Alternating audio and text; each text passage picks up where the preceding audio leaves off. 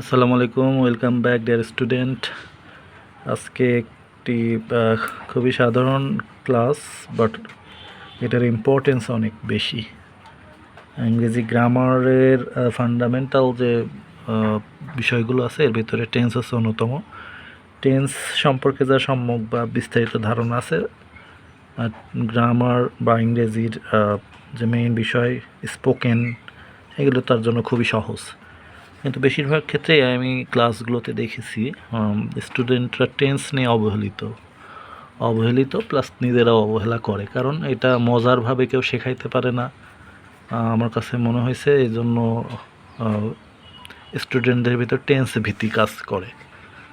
অনেকেই জানে, কমপ্লিটলি জানে না।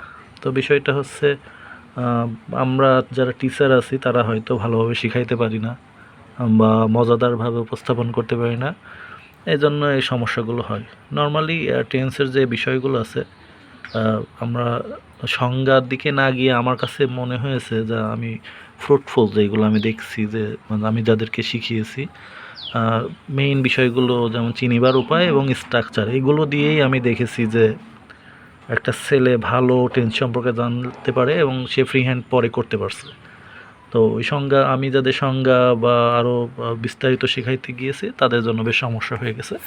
তো সেক্ষেত্রে আমি স্টুডেন্ট বা যারা অভিভাবক আছেন বাসাতে যারা শেখাইতে চান বাচ্চাদের, তারা আপনারা আমার কাছে মনে হয়েছে আপনারা শুধু চেনার উপায়, অর্থাৎ একটা বাংলা বাক্য দেখলে কিভাবে স্টুডেন্ট বুঝতে পারবে এটা কোন টেন্স, এবং সেই অনুপাতে ওই স্টুডেন্ট স্ট্রাকচার দেখে গঠন প্রণালী দেখে ওটা প্র্যাকটিস করতে হবে।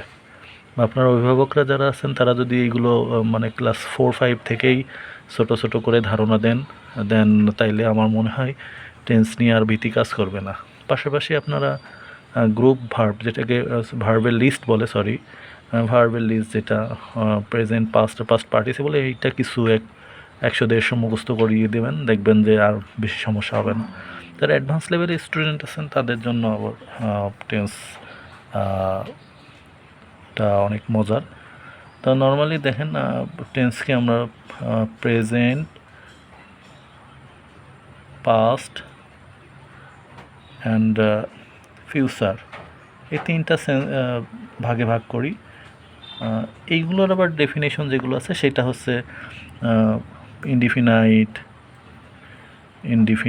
তারপরে